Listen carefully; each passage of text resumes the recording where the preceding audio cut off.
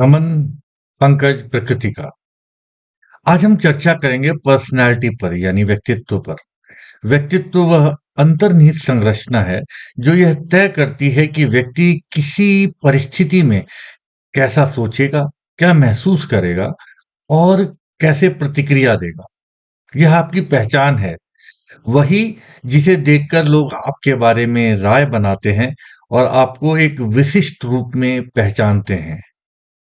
मनुष्य के व्यक्तित्व का जो निर्माण होता है उसमें कुछ आधारभूत परतें होती हैं। मनुष्य का व्यक्तित्व एक रहस्यमयी और बहुआयामी संरचना है।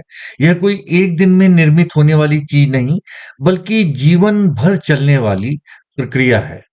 हर जो व्यक्ति आज हमें दिखाई देता है, उसका शरीर, उसका व्यवहार, उसकी सोच, उसका दृष्टिकोण, ये सब मिलकर उसके व्यक्तित्व का निर्माण करते हैं। इस निर्माण की प्रक्रिया में हम 4 आधारभूत परतों को शामिल कर सकते हैं। पहली परत होती है आनुवांशिक परत, दूसरी सांस्कृतिक परत, तीसरी शैक्षिक परत और चौथी परिस्थितिजन्य परत। आइए इन परतों को एक-एक करके गहराई से समझते हैं। पहली परत जेनेटिक या आनुवांशिक परत। यह परत जन्म के साथ ही मिलती है। माता-पिता से जो विशेषताएं हमें विरासत में मिलती हैं, वे इस परत का निर्माण करती हैं। हमारे शारीरिक लक्षण जैसे त्वचा या आंखों का रंग, कद, काठी, शरीर की बनावट, ये सब इसी परत से निर्धारित होते हैं। सिर्फ इतना ही नहीं, हमारी जैविक प्रवृत्तियां भी, जैसे भावनाओं की तीव्रता, किसी स्थिति में तुरंत प्रतिक्रिया देने की क्षमता या स्वास्थ्य से जुड़ी संवेदनशीलताएं, ये सभी गहराई से आनुवांशिकता के साथ प्रभावित होती हैं।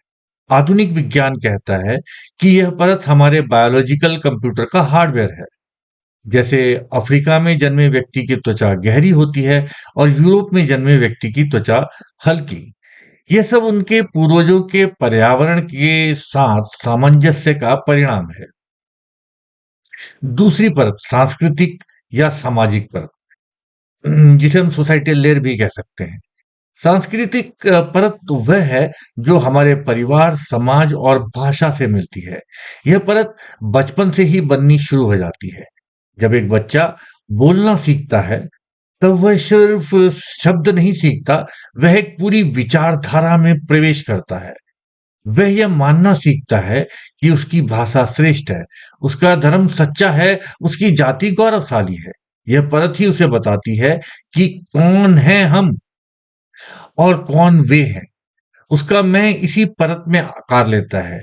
यह परत भावात्मक भावात्मक होती है, इसलिए यह बहुत संवेदनशील होती है। अगर कोई व्यक्ति की भाषा, धर्म या जाति पर सवाल उठाए, तो वह तर्क से नहीं, भावनाओं से प्रतिक्रिया करता है और यहीं से शोषण के सबसे गहरे द्वार खुलते हैं।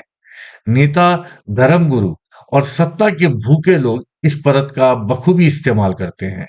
वे जानते हैं कि आम आदमी भूख, शिक्षा और स्वास्थ्य जैसे मुद्दों के लिए उतना नहीं लड़ता, जितना वह अपनी सांस्कृतिक पहचान की रक्षा के लिए मरने-मारने को तैयार हो जाता है।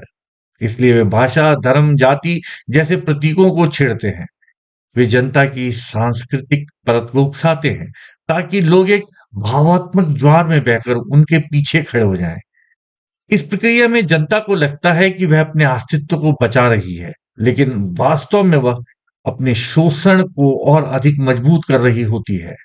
उसका ध्यान असली मुद्दों से हट जाता है और सत्ता एक बार फिर सांस्कृतिक परत के माध्यम से आम आदमी का उपयोग कर लेती है। यह हमारे जीवन का प्रोग्रामिंग सिस्टम है, जो हमारे जन्मजात हार्डवेयर पर इंस्टॉल होता है। तीसरी परत शैक्षिक परत होती है। यह जीवन पर्यंत बदलती रहती है। जब बच्चे माँ-बाप और परिवार से बाहर निकलकर स्कूल, कॉलेज और शिक्षण केंद्रों में शिक्षा प्राप्त करते हैं, तब यह परत बनना शुरू होती है।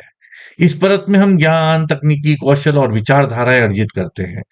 एक डॉक्टर दुनिया को एक रोगी की तरह देखता है, वहीं एक इंजीनियर तकनीकी नजरिए से। यह सब इसी परत का प्रभाव है।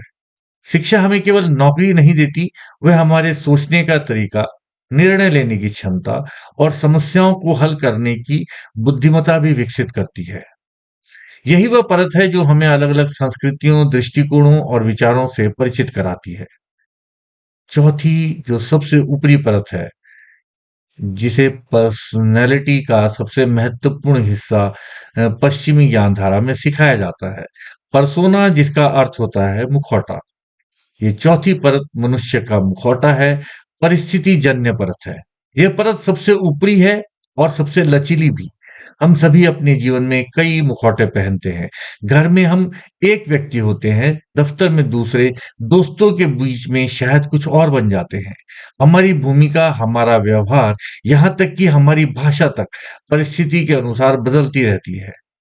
यदि कोई व्यक्ति भारत में नियमों का उल्लंघन करता है, लेकिन विदेश में जाकर उन्हीं नियमों का पालन करता है, तो यह इसी परत का लचीलापन दर्शाता है। यह समाज के दबाव, शक्ति संबंध और परिस्थिति के अनुसार हमारे व्यवहार को आकार देती है। यह वह चेहरा है जिसे हम दुनिया को दिखाते हैं या दिखाना चाहते हैं। इन चारों परतों का आपस में बहुत ही घनिष्ठ संबंध है। निचली परतें जैसे आनुवांशिक और सांस्कृतिक अधिक स्थायी होती हैं। इन्हें बदलना कठिन है। वही शैक्षिक और परिस्थितिजन्य परतें अधिक लचीली होती हैं और जीवन भर बदलती रहती हैं। आनुवांशिक परत लगभग स्थायी होती है। इसे बदलना वैज्ञानिक स्तर पर भी अत्यंत चुनौतीपूर्ण है।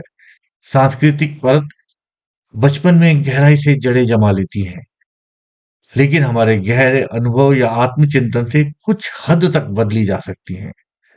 शैक्षिक परत लचीली होती है। यह अनुभव और ज्ञान के हिसाब से जीवन भर विकसित होती रहती है। परिस्थितिजन्य परत सबसे तेजी से बदलती है। ये एक क्षण में भी नया रूप ले सकती है। इन परतों को समझना केवल एक मनोवैज्ञानिक अभ्यास नहीं, बल्कि स्वयं के खोज की यात्रा है। जब हम यह जान जाते हैं हमारा व्यवहार, सोच और दृष्टिकोण किन-किन परतों से आकार लेता है, तो हम दूसरे को भी बेहतर समझ सकते हैं और स्वयं को भी। जब आप मनुष्य के व्यक्तित्व को समझने में सक्षम हो जाएँगे, तो समूह का भी एक व्यक्तित्व होगा, राष्ट्र का भी एक व्यक्तित्व होगा, धर्म का भी एक व्यक्तित्व होगा। हम इसको आने वाले वीडियो में और गहराई से, साइकोलॉजिकल तरीके से, भारतीय ज्ञान धारा के तरीके से और इतिहास के नज़रिए से भी समझने का प्रयास करेंगे। नमन पुनः पंकज प्रगति का आज्ञा दीजिए।